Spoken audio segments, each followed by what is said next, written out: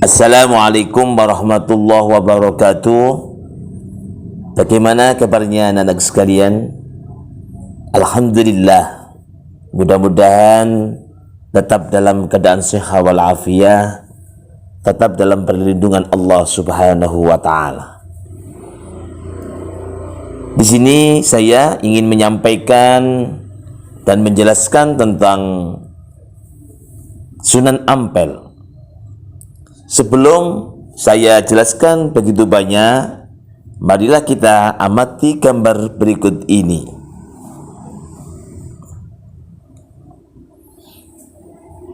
Setelah mengamati dari gambar tersebut, tentunya anak-anakku bisa bertanya, gapura apakah itu? Pernahkah kamu berziarah ke makam Sunan Ampel? Kemudian apa yang kamu ketahui tentang Sunan Ampel? Anak-anakku yang budiman, yang selalu dirahmati oleh Allah Subhanahu wa taala. Sedikit biografi tentang Sunan Ampel yang dikenal dengan Raden Rahmatullah. Nama aslinya Sayyid Ali Rahmatullah. Ayahnya bernama Syekh Ibrahim As-Samarqandi, yaitu seorang ulama yang terkenal asal Samarkand, Asia Tengah. Kemudian ibunya Sunan Ampel, seorang putri raja yang terkenal bernama Candrawulan dari kerajaan Cempa, Kamboja. Kemudian silsilah ataupun keturunan dari Sunan Ampel ini bersambung sampai Rasulullah Muhammad sallallahu alaihi wasallam melalui jalur Husain bin Ali bin Abi Thalib dan Fatimah Az-Zahra binti Rasulullah sallallahu alaihi wasallam. Anak-anakku yang budiman, yang selalu dirahmati oleh Allah Subhanahu wa taala. Raden Rahmat ini datang ke Pulau Jawa bersama ayah dan saudaranya ataupun bersama saudara tuannya yang bernama Ali Murtadha. Kemudian Raden Burereh yang sebelumnya tinggal di Cempa. Mereka datang bersama sejumlah kerabat-kerabatnya. Nah, kedatangan beliau di Pulau Jawa ini diperkirakan pada tahun 1440 Masehi atas undangan Prabu Sri Kertawijaya, Raja Kerajaan Majapahit, untuk memperbaiki perilaku masyarakat Majapahit yang konon saat itu mengalami kemunduran, kemerosotan moral.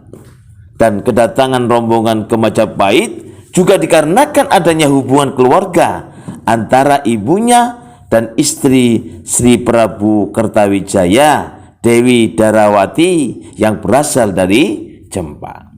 Anak-anakku yang selalu dirahmati oleh Allah Subhanahu wa taala. Kemudian peran Sunan Ampel dalam mengembangkan Islam sekarang di Indonesia. Ya, yang pertama adalah membentuk jaringan kekerabatan dalam menyebarkan Islam. Kemudian melakukan perubahan menuju tradisi bernilai keislaman. Kemudian yang ketiga, membangun masjid dan pesantren sebagai pusat penyebaran agama Islam. Inilah peran daripada Sunan Ampel dalam mengembangkan Islam di Indonesia, sehingga banyak sekali orang-orang yang tertarik, orang-orang yang senang dari apa yang disampaikan, isi-isi dakwah beliau Sunan Ampel atau Raden Rahmatullah ini.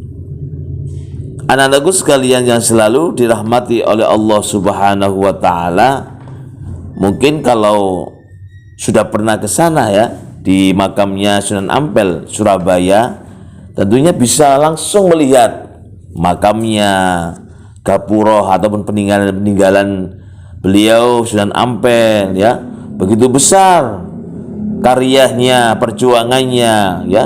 Ada bangunan masjidnya yang begitu besar, ada pondok pesantrennya yang begitu besar. Ini menunjukkan bahwa Sunan Ampel ini ada dan sejarahnya itu terbukti secara nyata.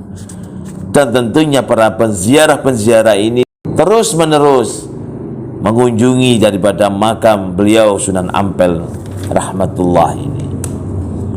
Kemudian anak-anakku sekalian, sikap positif dalam pribadi Sunan Ampel. Yang pertama adalah berdakwah dengan santun, penuh dengan kearifan, tidak dengan kekerasan, tidak dengan pemaksaan, dengan tanpa caci maki terhadap pendapat ataupun daripada agama yang berbeda dengan kita.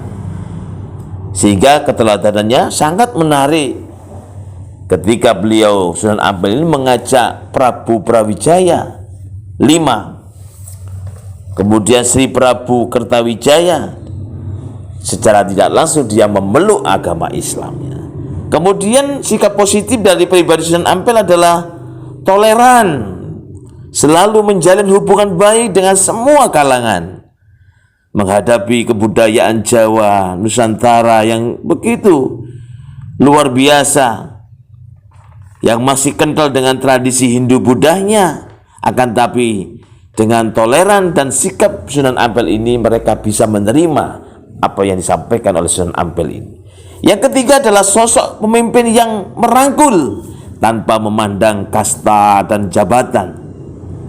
Sehingga sosok dari Raden Rahmatullah ini bukan hanya pemimpin agama, tapi juga adalah raja dan bupati.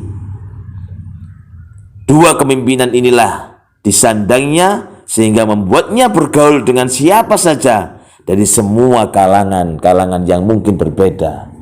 Yang keempat, sikap positif pribadi Sunan Ampel adalah seorang guru yang mendidik dengan penuh keikhlasan dalam menyampaikan ilmu kepada murid-muridnya, kepada santri-santrinya, sehingga lahirlah generasi-generasi penyebar Islam ke penjuru Nusantara ini.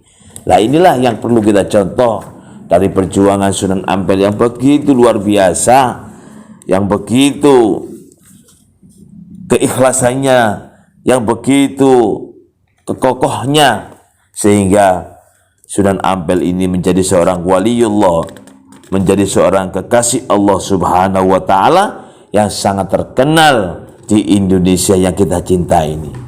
Mudah-mudahan penjelasan ini bisa menggugah kita, anak-anakku sekalian, bisa mencontoh perilaku perjuangan daripada Sunan Ampel atau Raden Rahmat ini, sehingga bisa mengamalkan dalam kehidupan kita sehari-hari. Amin. Allahumma amin. Terima kasih. Wassalamualaikum warahmatullahi wabarakatuh.